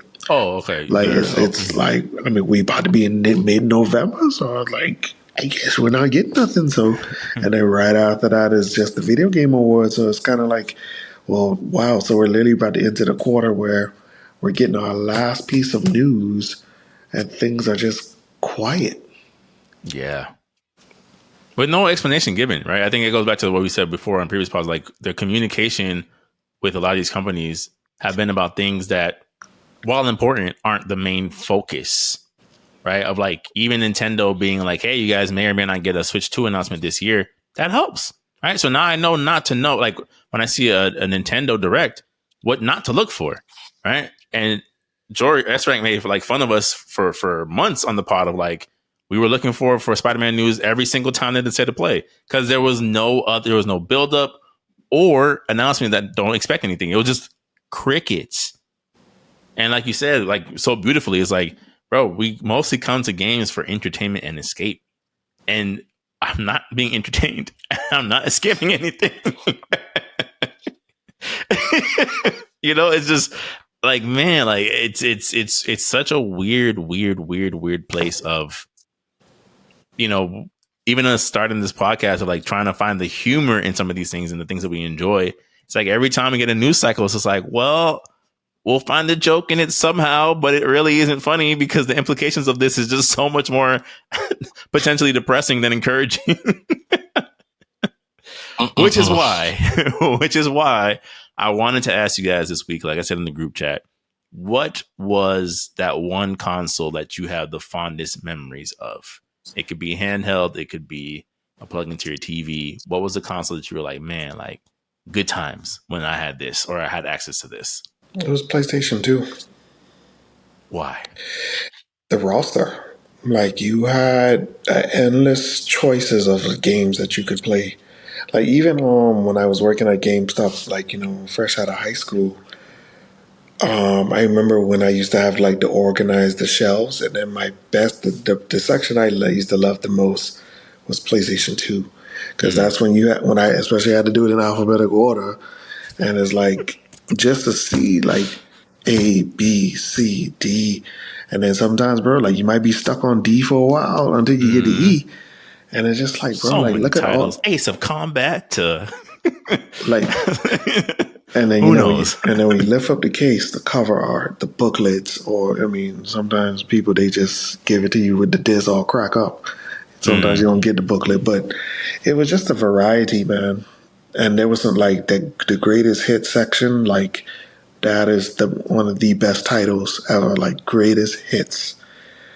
And then to be honest, it's like, bro, like what Sony did with the PlayStation 3 and 4, it's like, bro, and even I was a 5, like, bro, y'all greatest hits catalog doesn't even compare to what y'all had for 2. Doesn't even compare, because first of all, y'all are so busy about money that it's like the quality is gone. But Tim, keep it positive, man. Talk about the good. We're trying to be nostalgic right now. Yeah, but it was a PlayStation 2, bro. It It this man was triggers it was anything. it was the The PlayStation trigger 2. kicks in. It was the PlayStation 2. I just had so many fond memories, bro. Like Mm, from Soul Calibur to Virtual Fighter, of course, Tekken and other things. The Metal Gear Solid saga. Um, I mean, technically, this game is PlayStation 1, but I played it on PlayStation 2 the first time. Mega Man Legends. mm. Like, oh, is backward compatible? That's the first time I ever Remember heard about that? Yeah, that. remember That that? that was the first time I've ever heard about that. Like, backwards compatible. I can It just was, keep playing. yeah, I could just keep playing, bro. And it was just, and then of course, the Grand Budokai era, Mm-hmm. 1, 2, and 3. Tenkaichi came in, but it was just a beautiful era. There was just so much available to you, and I think that's what the beauty of it was. It was so much available to you, and I feel like it was such a healthy ecosystem. It really was. Mm-hmm. Mm-hmm. I mean, I agree. That's right. What about you? What was the console that you're like, man, good times, great times, legendary Um, times? well, because it was my personal is my no well great legendary times. I say Xbox 360. Mm-hmm. Well, Xbox 360 mm, was man, it was backwards compatible after jump. So if anything, I was just my Xbox was just taking its cooler form. You feel me? mm, Final form of cooler. That's when a lot of the games like Tekken, Devil May Cry, a lot of the games where they were actually making that transition to Microsoft. mm, Microsoft was getting games that were like, yo, I thought we would never get this game. But we were getting crazy hits, man. And the 360 era, man, you had Halo 3 dropping, right? Which like not too far away from the release of the Xbox 360. Gears of War. I was man, the 360 was man, especially and then online. Having that online in college, man, that thing was life changing. You yeah. meeting people, man. Where you from, man? I'm from Australia. I'm from New Zealand. New Zealand. What place is that? I'm from Congo. I said, man, y'all got Xboxes in Congo? Yeah, man. We playing Gears of War. It's at 1 o'clock and it's sunrise over there where he at. Mm, Or it's tomorrow where he's at. And we're playing. We find out there's Japanese people that's playing Gears of War. And they raw. And then that experience alone, man, I had Halo, Ninja Gaiden 2 dropped, Dead or Alive 4. That's when Dead or Alive was actually uh a name to be mentioned, a force to yeah. be reckoned with at the Mm, time. Tekken Tag, it was just Tekken Tag 2, man. The 360 era for me was everything. mm. I had all the games I could ever imagine. Japanese titles, American Western titles, and it was limitless. Then you had the arcade games that were coming back out, the side Oh, scrollers right. that were Yeah, yeah, popular, yeah. Mm-hmm. the backwards compatibility. So you mean to tell me I could play my entire Xbox catalog on the 360? Like, yeah. Then they dropped Marvel vs. Capcom 2. I'm playing Marvel vs. Capcom 2 on the 360. I'm playing Metal Gear Subsistence on the Xbox. I had it for Xbox. And I'm just like, well, man, I'm never gonna be able to play this. Who says? Hmm? Boom, backwards compatibility, and it was just time to remember, man. Going on Gears of War, staying up late to play Gears of War 1. Mm. This is a whole new experience, right? Resident Evil 5 drop. I'm playing Resident Evil 5 on the 360. Well, so wait, no, man. We gonna make Force coming to the 360 as well. Say less, man. My favorite Resident Evil. Say less. And then they drop all the other games that I thought I'd never be able to play on the 360. Devil May Cry 3 on the 360 with the not the arcade edition but the special edition. And I'm playing everything I loved. It's hey, where you can take your library with you, man. Your music, we still got it. And then don't worry, man, you can play your DVDs right here. Then you had the apps that being expanded. You had Netflix Theater. That's when Netflix was unregion locked. You could Mm, watch anything you wanted, man. mm. Those were great times, man. The 360 had almost every game I could ever imagine to play. Oh man, HD. Who knew I needed HD? I had an HD TV. I didn't know what HD meant. Xbox was HD ready. Went to the back of the RGB cables and switched on the What are HD. those? Went on to the HD, turned it on, man, having a 360 turned on and the controllers and everything, the online community, the headsets, and it was just everything, man. My favorite games were on there. I Some of them I didn't even get rid of. I just have it just there. Yeah, Just to just to just for keep the it. yeah. I feel you. I The feel new you. case, having to use your key to kind of like open the case and making sure you don't scratch. You want the case cover to be as Pristine. clean and Yeah, pristine as possible, man. because like to Those Tim's point, there was other things in there besides the disc that you wanted access to. Like, man, what do y'all got coming next? What is and this? This is a mini art book in here? Oh, goodness, man. And then not to mention competition was at its peak. Third party, to me, if you were a third party developer, man, all you had to do was this. Because you was gonna make it. You was gonna make your money on wherever you decided to go, man. Any place but Nintendo. which is Right? crazy because like Right? Nintendo had it all. Nintendo had it all at the time, Yeah, but any place but Nintendo, everywhere you was going, man, Birdman hands all day. yeah, And it was everything you could have ever imagined, man. Japanese titles making their appearance on Xbox. That E3, when I saw the Devil May Cry 4 trailer at TGS leaked, I said, when I saw the Tekken trailer and I saw the 360, Mortal Kombat Victory, Mortal Kombat 9 making a return. Come on, guys. And then the first party Xbox games was just the sky was the limit, man. And yeah. so I'd say 360. Okay, okay. For me, I thought about this. I went back and forth with a couple of different consoles, to be quite honest. I think if I have to be objective, it's the PS2 for all the reasons that you listed and Tim listed. Of like what that Xbox was for you, that's what the PS2 was for me. I'm like, it's a treasure trove of just IPs, and every discovery is just how can I lose, right? Like, oh man, they have an incredible Hulk game. I wonder what this is like. Right? It's like, oh, it's one of the greatest Oh, things I've ever played. How is this possible? Like I think that it's hard. It's very, very, very hard to argue against the PS2. It is. It is. Um, just for the contrarian's sake, and because I can make an argument for it, and even though I didn't physically own it, I do think my most these are the best of times was probably with the Nintendo 64. Speaking of when Nintendo had everything, like Hmm. growing up for me, I'm like the Nintendo 64. When you had an N64, I mean, granted, I had a PlayStation, right? And PlayStation was dope. We had all these dope games that kind of paid the way for everything.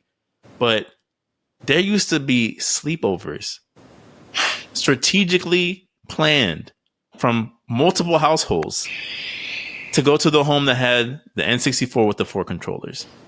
And to show you how much of a run N64 was on that time, it didn't even matter the game. Granted, you had to have GoldenEye, right? You had to have GoldenEye.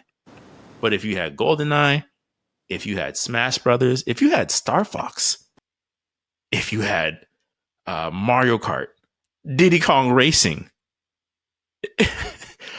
Pokemon Stadium, like there was just certain games where it's just like, I'm here, my friends is here, their parents are making pizza rolls or the pizza's on its way. It's a weekend. My homework is done. I have no worries till Sunday night. And we're just about to stay up till 2 o'clock in the morning, which seemed like, oh, we're staying up so late as kids. And no one's telling us cut the console off. This is peak 90s. Right? Like this is okay.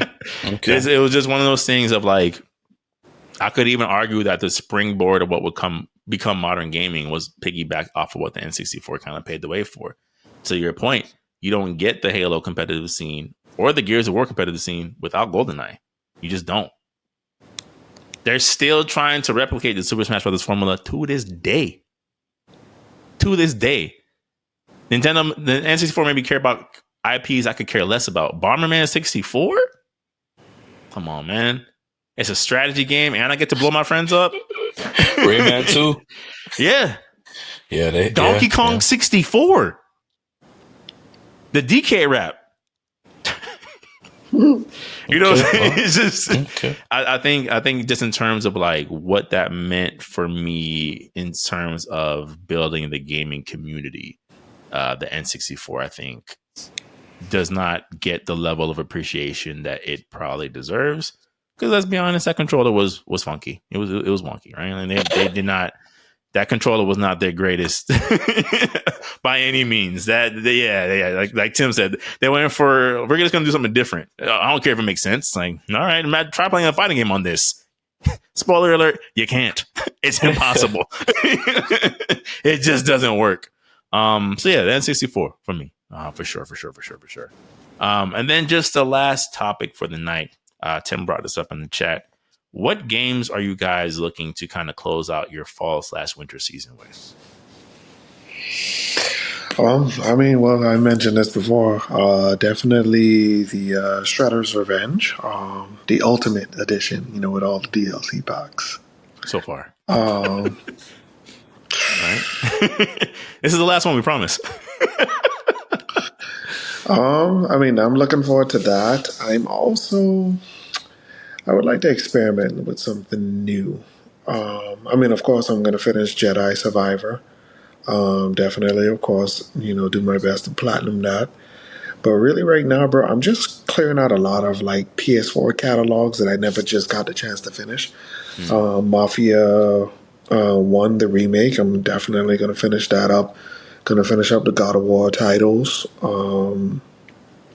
Because I definitely just want to like clear up the space of like PS4 titles that I just did not finish, so I can move on to like the PS5. Because like I said, this my last round. Might as well cherish everything. Might as well just cherish everything, bro. And then that's where I am, bro. Like even like when it comes to trophy hunting, I was like, do I really need to bust a blood vessel over this trophy? Yeah, I've said it for years. You're better than me. I'm already at 75%. Anything over 50%, I'm like, I've done my time. Yeah. Let me get my 20 gigabytes back. Delete. But just like definitely Shredder's Revenge. I'm definitely looking forward to that. If the money's right, bro, I'm gonna get Hogwarts Legacy. Why not? Apparently, it's a really good game. I definitely want to see like what the full impact of what WB put into this game. Yeah, bro, and just catch up on some fighters. If the money is right, I will get Street Fighter. Yeah, the money is right because some DLC pack prices. Whew, yeah. Heavy on your heart. Yeah. I am not. And it's so funny, bro. I gave Street Fighter the most slack, but then bro, Tekken and Mortal Kombat. Tekken, I'll still get it, but Mortal Kombat let me down, bro. I was like, after Chaos, I was like, yeah, I could push this back till the Ultimate Edition come out. And even then, I was still questioning it. It's bro, yeah. But yeah, just really, just want to just do some cleanup. That's all. Okay. That's right. What about you? What games are occupying your time this fall and winter? This fall and winter, I'll be playing. I'm gonna play me. I got a couple of games on the list. I'm gonna try to finish Cyberpunk. Okay. After that, I'm 75% done with Final Fantasy Rebirth, and then I'll be moving up. Remake. Thank you. Remake. And then from Remake, I got Grand Blue Fantasy Link, Relink, so I forgot I had that one. And I got Wukong. Wukong could wait. It's not really something that's pressing at I'm just glad I avoided the spoilers, so I can see how fast that game died out. I'll probably Game of the year be where, right? Game of the Year where, right? Over Elden Ring, DLC, good luck, buddy. I think I'll be playing Elden Ring again, man.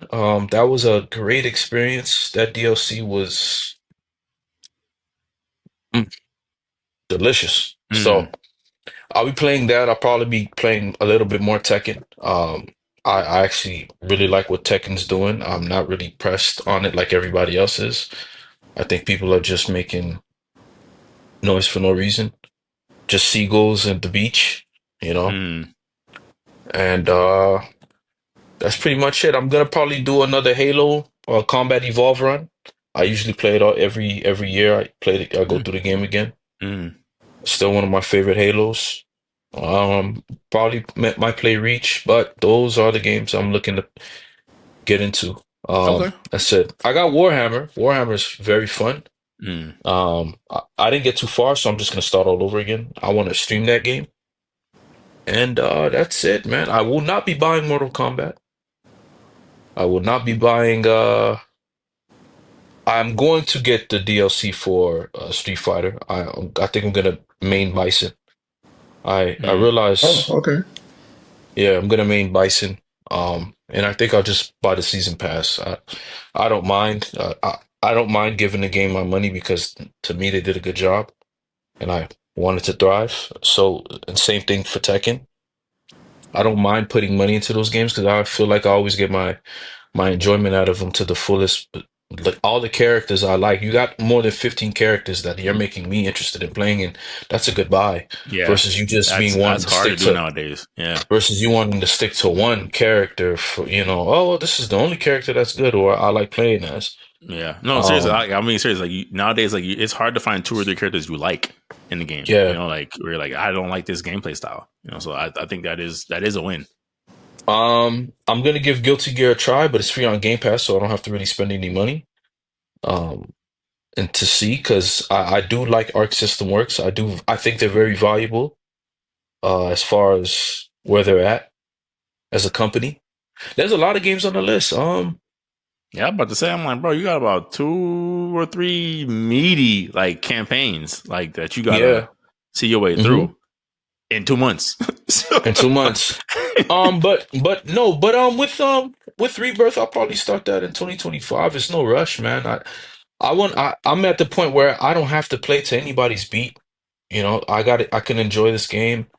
It's not like Elden Ring where no, I gotta play because I don't want my experience to be. It's almost Elden Ring is fun to play when everybody else is playing it, and even out of season. So you have yeah, like two phases with the game. You got your honeymoon phase, then you got your marriage, which doesn't have to be bad at all. It's up to yeah. you. You know what I'm saying? That's how I It felt does about not.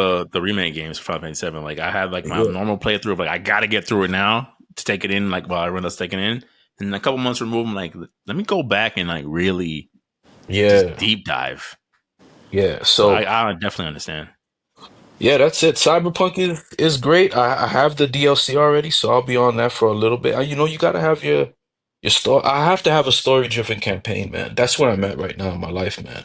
Hmm. I don't want to play a game where my brain's not cognitively there. I need my brain to sweat. I'm sorry. I need that tech in. Yeah, you know what I'm saying? I need Hmm. that. I need that. There's nothing wrong with that. There's nothing You wrong with feel that. me? Yeah. Um, and then that's it, man. I'm happy with my gaming catalog. I realized I beat Devil May Cry probably one time, and I had to think about it. I wasn't really happy, so I'm gonna play it again. I forgot I had Five. Bayonetta. Devil May Cry 5, yeah, I played it. I beat it once, and I realized it was missing stuff. Like I didn't get that consistency that you got from the demo throughout the entire game. Like the stage being transitioned into different events, like they didn't keep that momentum, so I felt cheated. And then they made me pay for Virgil again.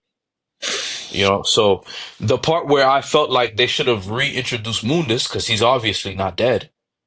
They didn't do that. I forgot I had Bayonetta 3. I still have yet to beat Zelda. So there's a lot. Oh Yeah, yeah, you got quite the backlog. I got quite the backlog on a lot of things. Bayonetta 3, I'll probably be 2026 when. It's not a bad game, bro. I'm tired of the It's narrative that not. people have around that It's game. not It's a not a bad bad game. game. It's just I what's just the kind of feel like story? you extended that a whole extra year. Like you skipped 2025. That's what You I'm said saying. I'm like, you 2026. talking about this game like it's I'll get to it when I get to it. I'm like, it's not a bad game, bro. It's not a It's bad not, but game. it's like why play this on this when I could when the Switch 2 is gonna be backwards compatible, dude. No, I hear you. I You know hear what I'm you. saying? I feel like it's one of those things where I'm like, just beat the game, bro. Just be It's fun. no, but It's I fun play to those play. games. Okay. Yeah, okay. It's for someone who's such a Devil May Cry fanatic. I'm like, for you to not see the game through, like the gameplay loop is still fun. Yeah, well, I mean, yeah. I just the 30 frames is just, It's a 8-year-old hardware. What more Oh no, that's why would I'm you? gonna wait. Okay, That's why I'm okay, gonna wait. Yeah, okay. that's why I'm gonna wait. For me, my backlog is is definitely calling my name. There's a couple of games I still would like to buy. I definitely at some point want Sonic Generations on the Switch again, just for that convenience. Hmm. But that's all pending sales, right? Like if there's a holiday sale that makes sense for that game, I'll buy it. Definitely not buying it at that retail price for sure. Um, but I keep going back and forth between, to your point, S rank, of like wanting to be mentally stimulated and just have a good time. I think I actually might want to platinum Astrobot. I really enjoy playing it. It's like I said when I bought it, and I told you guys in group chat, it's almost therapeutic. There's just enough engagement where I got to be mentally tuned in, but it's also this a very, hey, just have fun, like feel to it, like just enjoy yourself, take in the world. There's not going to be this annoying glitch or this annoying boss that's like too broken to overcome. It's just take it in, I really appreciated that at the time of my life that I played it. Um, that being said, it's like I still also want to get back into Resident Evil because I really want to play Resident Evil 4. So I'm like, if I gotta see RE2 and RE3 through so I could really enjoy RE4, which is more in the style of what I enjoy when it comes to games. So that's why I'm like, I'm going back and forth of like, do I You can want join to it, Tim. ease my way through the rest of You can join it, Tim. You can join it, Tim. the, Let's go. or do I want to be stressed out and This is like progress. This is progress. This is chucking my progress. controller through my TV as I This is get through, progress. This is progress. having night tremors, thinking about Mr. X and This is Nemesis. progress. you know, boy, that Mr. I was waiting. I said, man, I hope he yeah, gets I this know one. he's coming. I know he's coming. The game's been out long Oh, enough. but It's like, you gotta let me know when you gonna stream. You gotta date yeah, the. You no, got. for sure, I'm for taking the day sure. off. I'm gonna take the day off. For sure, I'm gonna take the day off.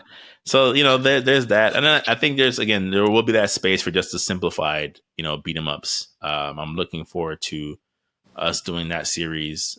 Even the Power Ranger game, right? The more I see it, I'm like, it looks fun. I'm in this kind of era where like every now and then I see the game that just looks fun. I don't care. I don't need a world breaking story. I don't need 80 hours of gameplay. Is this fun? Can I boot this up and just have a good time and decompress and go to sleep? Yes, you can take my money. So that's just kind of where my backlog is. Is like I will hesitantly be reapproaching Resident Evil, and then I got a couple of games, depending on what the sales are looking like, that I'll be copying from my backlog, and then 2024 is over. But to Tim's point, it's like ain't like nothing dropping in 2025 at the top of the year that needs my attention. So this may spill over at this point. There's no game I'm chomping at the bits to go grab, at the top of 2025, unless Ghost of Yote drops like that first month, which I doubt. But if it did, then maybe. Other than Oh that, man, no, I I'm got a whole chilling. bunch. Yeah. I think that's a summer release to me. We just know it's coming before Grand Theft Auto. That's all. That's where I kind of made my piece. Like, I know this will drop before Grand Theft Auto. What that means, who knows? But with that being said, that is our episode for tonight, ladies and gentlemen. Thank you guys if you made it to this far into the episode. We really, really, really, really, really appreciate the increase in feedback, Yes. the increase in love, the increase in likes. Thank you. This podcast would not grow without the viewership. So we do not take it for granted in any way, shape, or form. Trust and believe we are doing the best we can with the resources we have, people.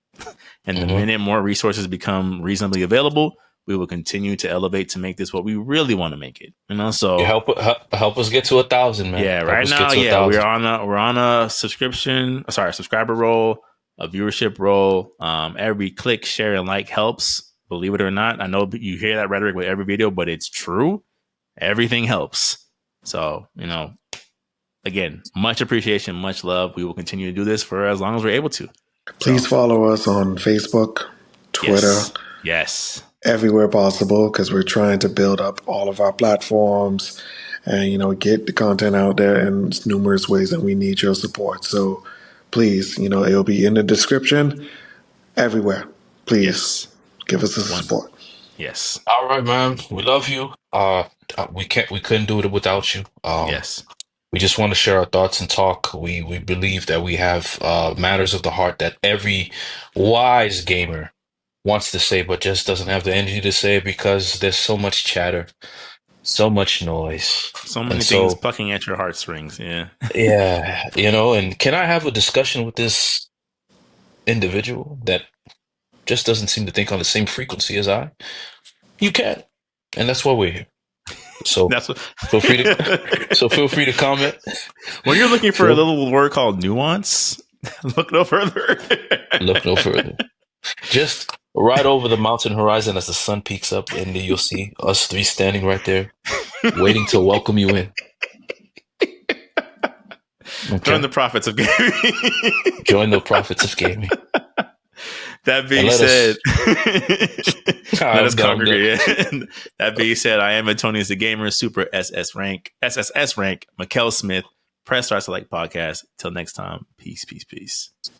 All right.